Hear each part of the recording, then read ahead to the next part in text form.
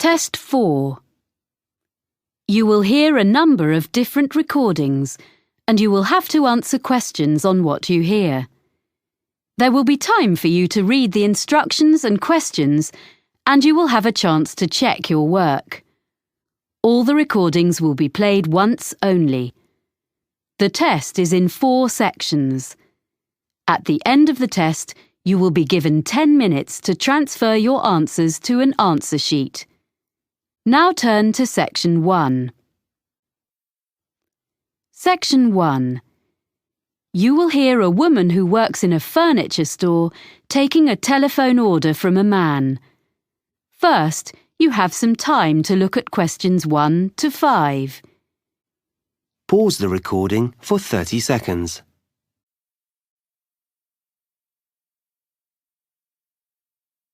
You will see that there is an example that has been done for you. On this occasion only, the conversation relating to this will be played first. Good afternoon, Megaquip. This is Sally speaking. How may I help you? Oh, hello. I'd like to order some items from your catalogue. Yes, are you an existing customer? No, I've only just moved here from South Africa, but I picked up your winter catalogue in the city centre yesterday. Fine. The winter catalogue is our current one. As you're a new customer, I need to take a few details from you. The customer is using the winter catalogue, so winter has been written in the space. Now we shall begin. You should answer the questions as you listen, because you will not hear the recording a second time. Listen carefully and answer questions 1 to 5. Good afternoon, Megaquip. This is Sally speaking. How may I help you? Oh, hello. I'd like to order some items from your catalogue. Yes, are you an existing customer? No, I've only just moved here from South Africa, but I picked up your winter catalogue in the city centre yesterday. Fine. The winter catalogue is our current one. As you're a new customer, I need to take a few details from you. Sure. Your name is? Oscar Greening. That's Oscar with a K. Oskar? Yes. Greening. And your address? York Terrace. Here in the city? Yes. What number? It's a flat, number 52C. C. Got that. And would that be the same address for delivery? No, actually, I'm out all day, but my neighbour can take delivery at number 5 York Avenue. It's just round the corner. OK, fine. Number 5. I've got that. And will you be paying by debit card or credit card? Well, I don't have any cards yet. I'll have some shortly, but I want these things this week, if possible. Could I come to the store and pay cash in advance? Well, I guess so. I'll make a note. I'm afraid that payment method doesn't entitle you to a discount. No, I didn't expect one for that. But what about my address? It says on the cover of the catalogue... Oh, yes, you're right. Of course, York Terrace is within the city, so you get free delivery and 5% discount on your order. Oh, good. Before you hear the rest of the conversation, you have some time to look at questions 6 to 10. Pause the recording for 30 seconds.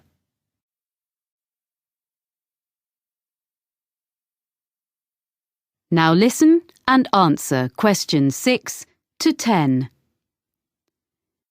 So, what would you like to order? You have our current catalogue, you say?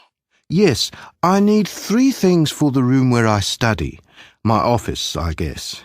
The most urgent is a desk lamp. Is your catalogue number 664 in stock? 664? That's, not home office. It's in the living section of the catalogue. It is. I want a small one that clips onto the edge of the desk. Yes, no problem. In which colour? I'd like the greyish-coloured one, please. Oh, you mean the shade we call slate? Yes, it's a nice colour. And I wondered, could I get that when I come in to pay, rather than waiting for delivery? I really need to be able to read at night, and the lights in this flat are useless. Yes, I'm sure that'll be okay. I'll note down that customer will collect. What else did you want? Well, I need a chair which gives good support when I'm using my computer. I saw one in your home office section, and I think it would suit me. It's on page 45, item number 129. Yes? And it's fully adjustable, isn't it? Let me see. Height, yes. Back, yes. I'm not sure about the arms, though. Oh, that could be a problem. I'm very tall. What about 131 on the same page? That has adjustable arms, seat, everything. But can I get that in the same colour? I mean, the green, like the one it shows. Oh, they all come in the full range of colours. OK. So I'll go for 131 in green then. I think you'll like that. My brother's very tall and he uses one. We can make sure there's one on the delivery van to you early next week. Oh, good. Thanks. And so, lastly, I need a filing cabinet for my documents. A little filing cabinet with 2 drawers. OK, 2 drawers. Do you want the ordinary one or the lockable one? It's an extra £20. Sorry, what's that? You can have it with a lock, which is more secure. Oh, yes, please. OK, so that's number 153. It doesn't by any chance come in slate, does it? Well, it's similar, but the commercial office furniture doesn't come in so many shades. So it's grey? That's right. Fine, that'll do. Now, about delivery, the 2 items will probably come at different times, as we have the chair in stock here, so our van will bring it, as I said. The filing cabinet will be coming direct from London, so today is the 29th of September. Say not more than 4 days. That'll be delivered on or before the 3rd of October. You'll have them both within 4 days. That's fine. I'll drop in tomorrow morning to pay and get the lamp. Thanks for all your help. Thank you for your order. Let me know if we can do anything else for you. Thank you. I will. Bye. Bye. That is the end of section 1. You now have half a minute to check your answers. Pause the recording for 30 seconds.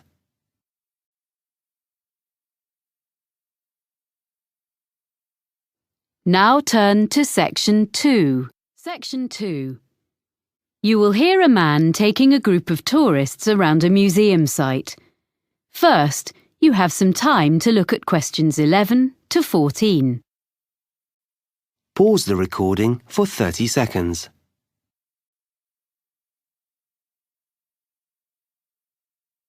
Now listen carefully and answer questions 11 to 14.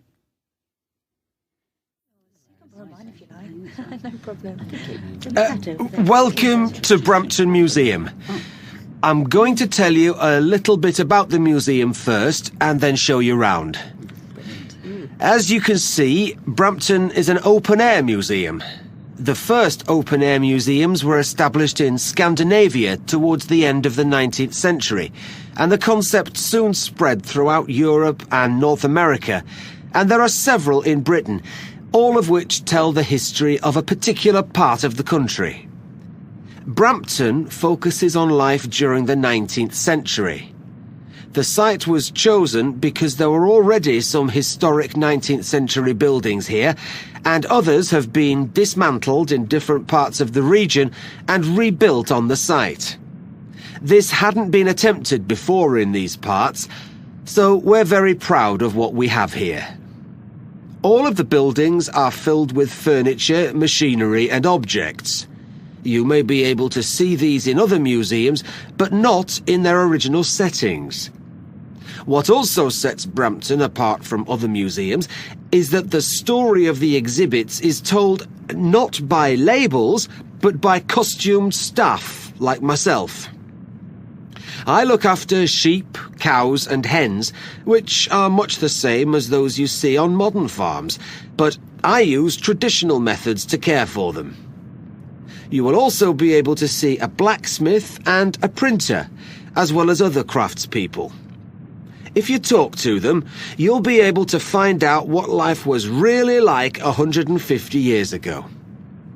Our programme of activities during the year has guided walks, an agricultural fair, and all the other events you would expect a museum to have. But remember, here you experience them in the real surroundings. The site is divided into different areas.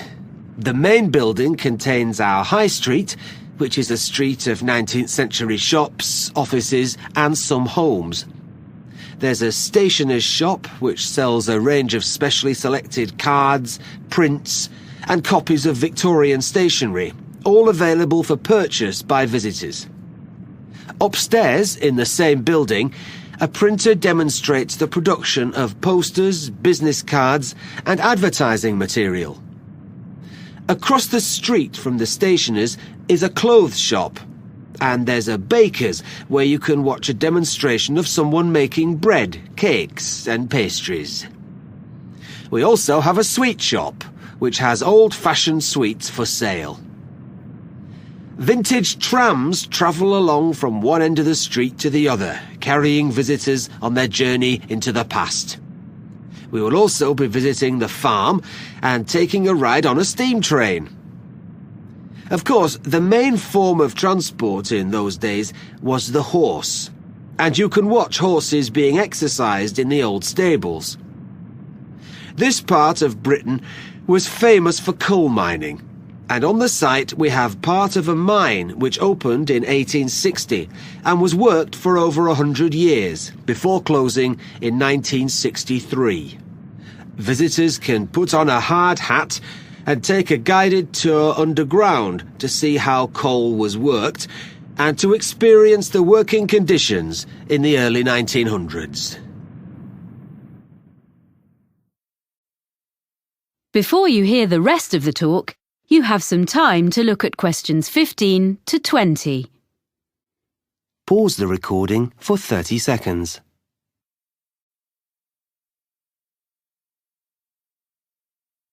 Now listen and answer questions 15 to 20. Now, if you'd like to look at your map, we'll begin our tour. The site is a bit like a circle, with the railway going round the edge.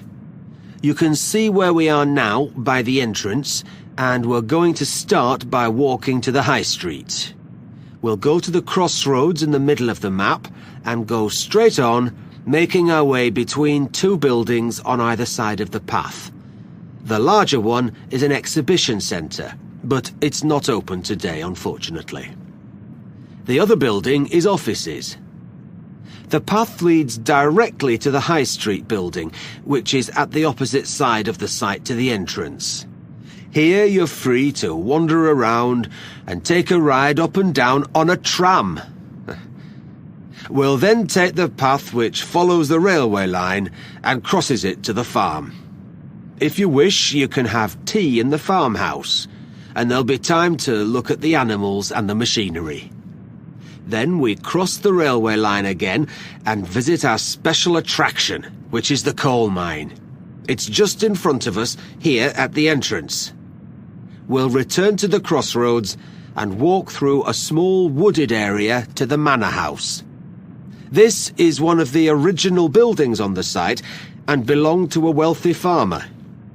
You can look round the house and gardens and talk to our guides who can tell you what it was like to live there.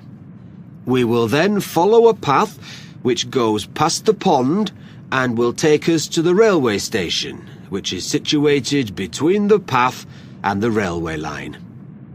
Finally, we'll take the steam train back around the site, passing alongside the high street and the coal mine back to the entrance. So, if you'd like to follow me...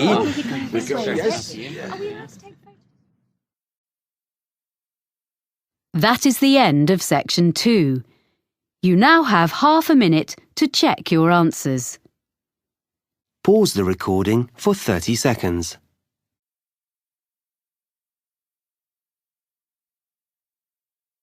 Now turn to section 3. Section 3. You will hear a conversation between Cressida, a student of journalism, and her tutor, Dr. Erskine, about a work placement that she has recently done. First, you have some time to look at questions 21 to 26. Pause the recording for 30 seconds.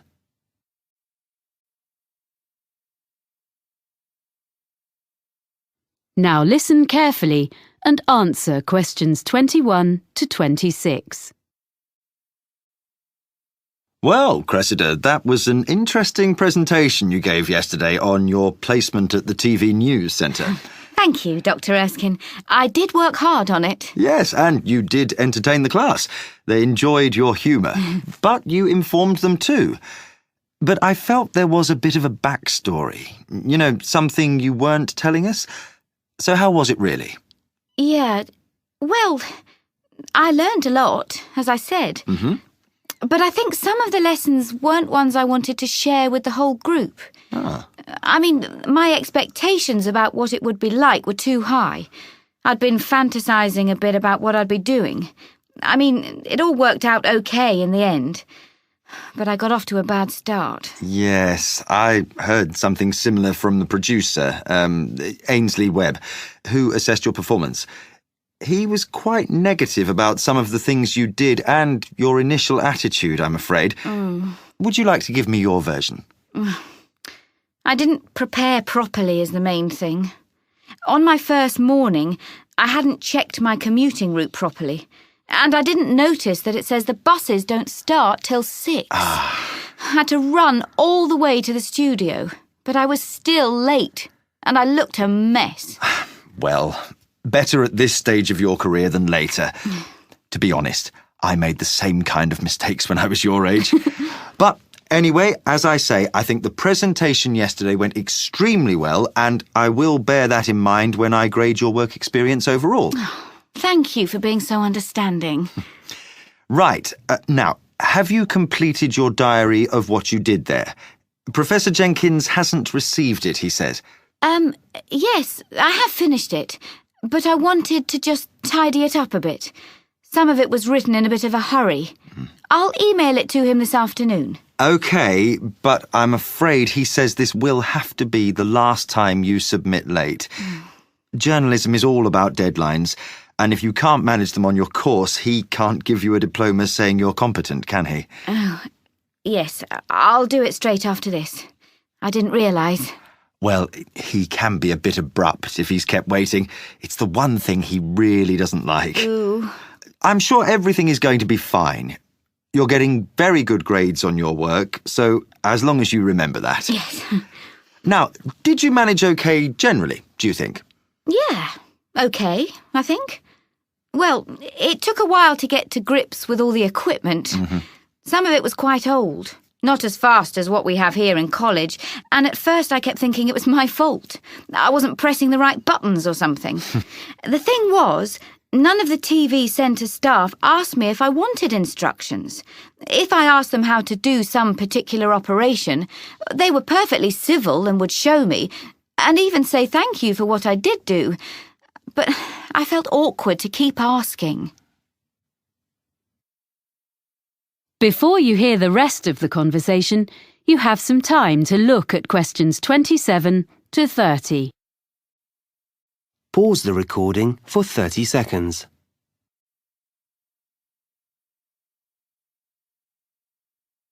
Now listen and answer questions 27 to 30. Now, well, let's just review where you are, your write-up, and what you're going to include going forward to next term. First of all, did you eventually feel you were given enough to do? The first couple of days were manic. The production team was short of staff, and I was rushing all over the building, taking messages to various people and fetching things. Of course, I didn't know my way around, so I kept ending up in some storeroom or somewhere instead of the studio I was meant to be in. Or I mistook some important visitor for a colleague because I didn't know who anyone was. Then, after that, things sort of calmed down. So sometimes I was hanging about until someone decided to give me a chore. But I had a piece of luck at the end of the week, because they got a new bit of equipment which was the same as we have in the editing suite here, and I knew how to use it, which none of them did. So that gave me a bit of status. Unfortunately, it meant I spent the next 3 days stuck in the editing suite. But by the end, I'd shown I wasn't just a silly student. So then, when the senior reporter needed someone to go out with him when he went to interview a junior minister, I got to go along, because he knew I could handle the technical side. Well, that's good. Yes. Well, I know I need to learn from my mistakes. I mean, basically, I need to think more about forward planning. But on the other hand, I feel much more confident now. I did survive. I didn't ruin anything. I did actually make a contribution, according to the producer. One thing I want to take forward to my final assignment, though, is some reflections on ethics. Yes? I had a bit of an argument with one of the senior presenters. He was editing part of an interview, and he just changed something someone said. When I questioned him, he just snubbed me. And I mean, this wasn't some public relations expert or government professional spokesperson. It was like a member of the public. But he said, oh, they never remember what they said anyway. You want to develop this into part of your final assignment? It would be a very positive line. I can give you some references. Oh, thanks. That would be great. That is the end of section 3. You now have half a minute to check your answers. Pause the recording for 30 seconds.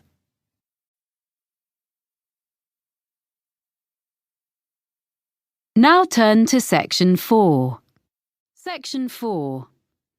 You will hear a lecturer talking about the history of the electric guitar.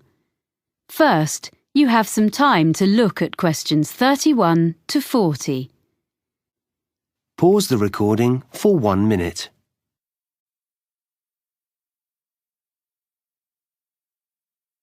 Now listen carefully and answer questions 31 to 40.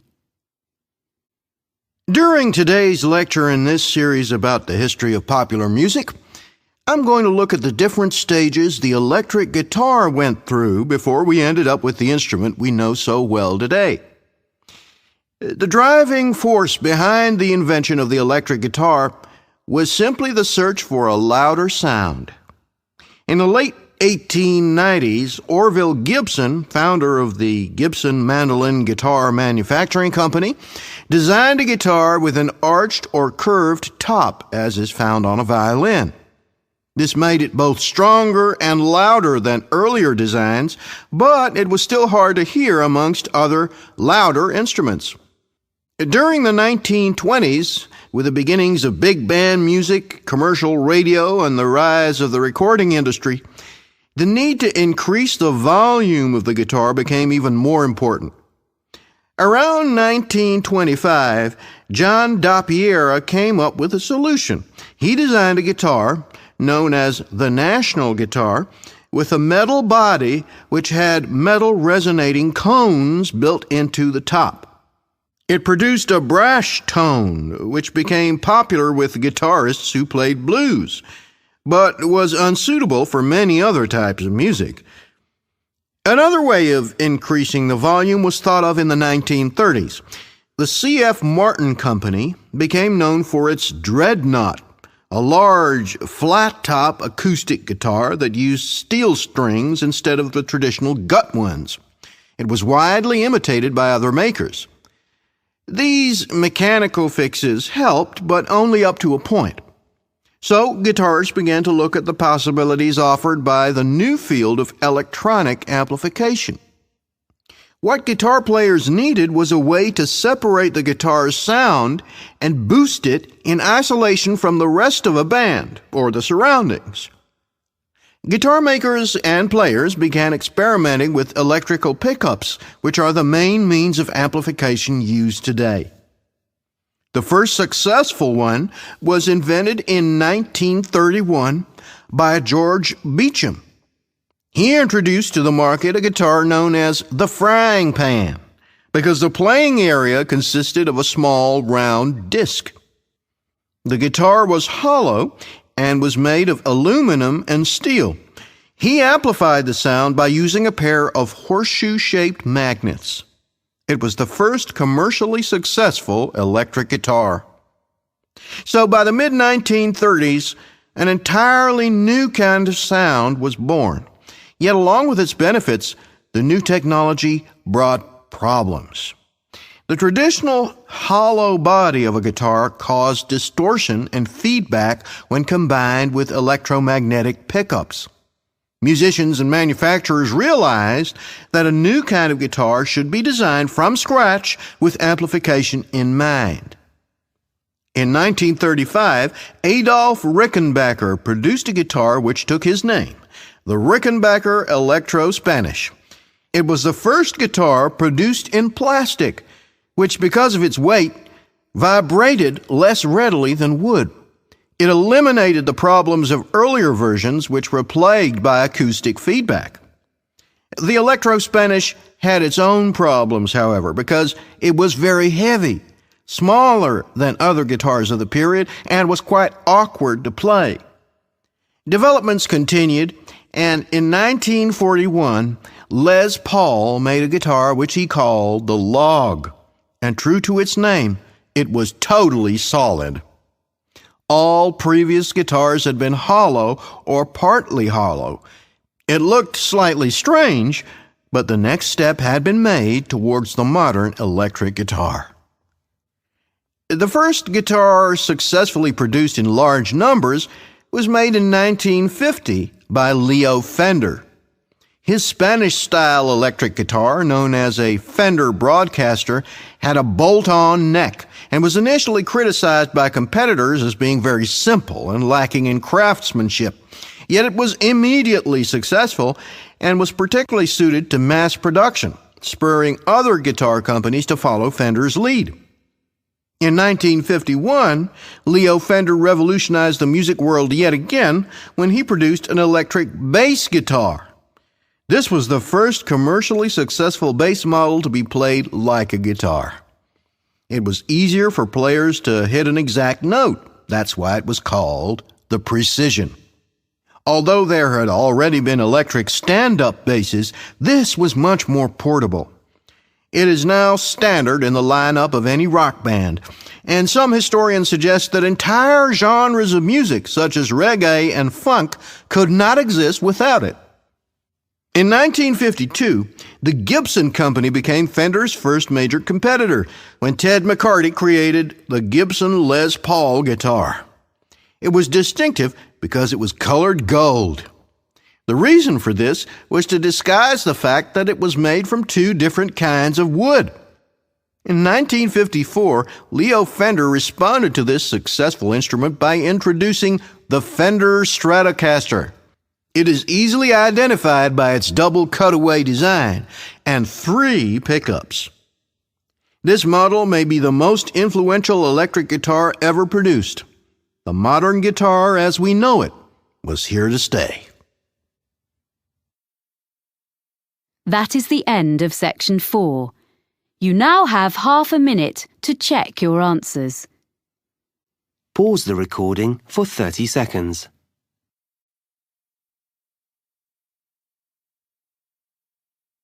That is the end of the listening test. In the IELTS test, you would now have 10 minutes to transfer your answers to the listening answer sheet.